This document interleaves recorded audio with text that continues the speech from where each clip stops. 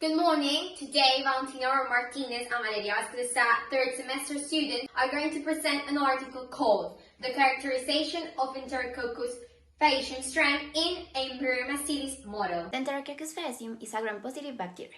They are spherical or ovoid cells. It's part of normal microbiota of gastrointestinal and urogenital system of mammals.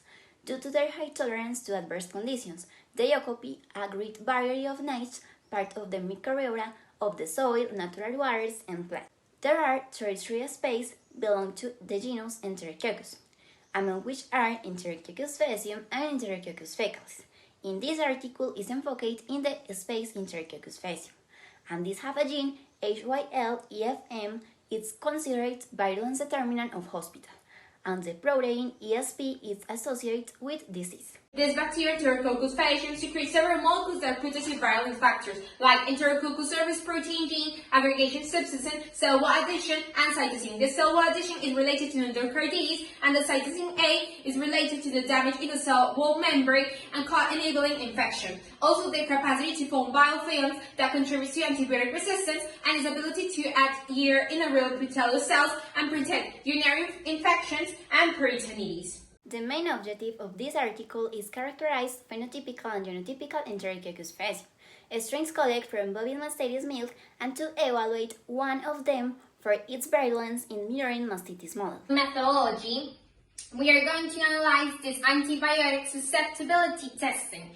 This was determined by a standardized agar diffusion test called the Mueller-Hinton agar. Well, in this graph, we are going to see this was the strands, the isolation of these 5 strands related to the antibiotic susceptibility testing. As we can see, all of these isolations of strands were sensitive to the teichoplanin, but they were resistant to the streptomycin.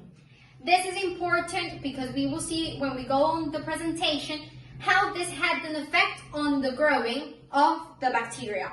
But the most important was this isolation of the EF7A that was resistant to nearly all the antibiotics, except the teichoplanin, as we already said. The next methodology that we analyzed was the amplification of virulence associated genes in PCR.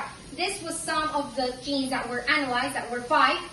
The GEL-E, the ESP, the AGG, the CYIL, the EFA, AF gene, and all of this had a negative control with water instead of the chromosomal DNA that was included in each run.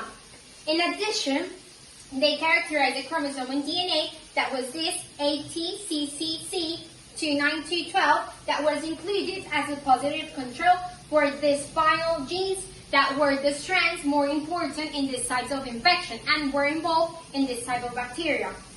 Bacteria growth curve. 5 colonies of Enterococcus faecium is strain grown on blood agar at 37 degrees Celsius for 18 hours with transfer to 5 milliliters of TSB. TSB is a tryptic soy broth. It is used in microbiology laboratories as a culture broth for cultivate aerobic bacteria. It's a complex and general-purpose medium that is commonly used to cultivate certain pathogenic bacteria which offer high nutritional requirements. The preculture was incubated at 37 degrees Celsius with agitation for 16 hours. Samples were taken from the culture every 2 hours during a period of 10 hours. The assay was repeated in 2 independent experiments. RAPD-PCR is a random amplification polymorphin DNA. It's a subtype of PCR. It's a polymorphin assay based on the random amplification of DNA segments using serial primers, approximately 10 primers, of arbitrary or specific sequence, which hybridize at low temperatures with no prior sequence information. RAPD-PCR assays were carried in order to compare the genetic profiles of the strains recovered from the different organs with the inoculated strain. The oligonucleotide is a short sequence of DNA or RNA from 10 to 100 bases. The oligonucleotide 13 was used for DNA amplification. The assay was repeated 3 times in different occasions. RAPD-PCR products were separated by electrophoresis in a 1.5% agarose gel per omega in 0.5 TBA buffer. TBA is a buffer solution formed by trees, borates, and elta. Now we are going to analyze the results. Figure 1. What does Figure 1 tells us? The plasmid isolation of the Enterococcus faecium strands isolated from moving subclinical mastitis in 0.8% aqueous gel. So, line 1 shows us one of the strands, that's EF2. Line 2, the DNA marker. Line 3 to 6 is EF3, EF4, EF5, and EF7. And line 7 is the chromosome D. What does this tell us? Normally, plasmids sometimes have genes that host the bacteria and make the bacteria resistant to one type of antibiotic. Now we are going to analyze this chart. Gel electrophoresis normally is done for the separate DNA fragments based on its charge and based on its size. So now we are going to see that smaller molecules can migrate faster, and you will see line 1 and line 6 that has less pairs of bases than line 3, 4, 5, and 7. That tells us that, for example, line 4 and 5 and 3 normally has larger DNA molecules and didn't migrate a lot. The conclusion of this is that line 1, 3, 4, 5, and 6, all of them presented in their strands, presented plasmids. So they presented the genes that could make that bacteria resistant to this types of antibiotics. The next result to analyze was Figure 3. That was the bacterial growth curve of the Enterococcus faecium EF7A isolation from moving subclinical mastitis. According to the antibiotic resistance, this EF7A isolation strand had more resistance to nearly all the antibiotics. So we are going to analyze that in 2 hours, it didn't have an exponential growth. It was the latency in these 2 hours. The cell didn't grow a lot. Then we see to 2 to 4 and 4 to 6 hours, this was the exponential growth for this type of the bacteria. Then in the 8 hours that it had, it didn't have the exponential growth, and this was the latency also made probably by the lattice effect that it had on the cell. The SFU colonies, this is the colony formation unit, is when one cell grows into a simple colony and generates this effect. So we will see that this was basically meant for this type of isolation of the EF7A strand. RAPD-PCR assays were performed in order to compare the genetic profile of the inoculate strains with bacteria recovered from liver and kidneys. Line 1 is a molecular weight marker of 100 bases pairs. Line 2 is inoculate strains EF7A.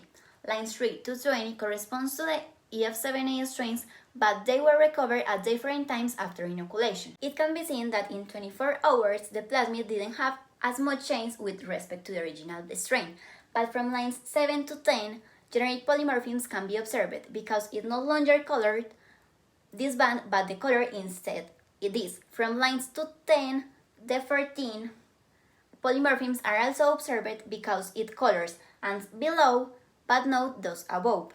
And the lines 15 to 20, which are the ones that took the longest to recover, many more bands are colored with compared in the initial lines. As expected, the longer the bacteria are in contact with each other, the more genetic polymorphisms they will present. Chromosome section of mammary glands of femolactorin belvici mice inoculate with Enterococcus faecium EF7A. In this tissue, colonization of Enterococcus faecium is observed. These darker or purple points are the Enterococcus, which are spherical bacterial shapes, and are seen to be invading to tissue of the mammary gland. Now we are going to analyze the discussion, which shows 3 authors. Wu, that reported the pathogenic Enterococcus isolation from the mastitis cows, were frequently resistant to penicillin, sporadically resistant to ampicillin and vancomycin. That was also true because nearly all the strands were resistant to the antibiotics, including vancomycin.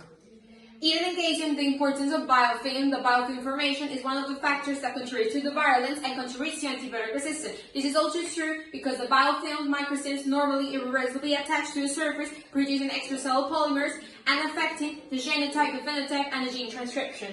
And Gusnell reported that the RAPD profile of the E. coli strand inoculated by the intramammary root did not change its genetic profile in 48 to 96 hours post-challenge. That was false because in the results, as we already explained, this did change, the strain did change in the genetic profile. Conclusions. The molecular biology is the basis for studying identification and behavior of different genes in Enterococcus faecium.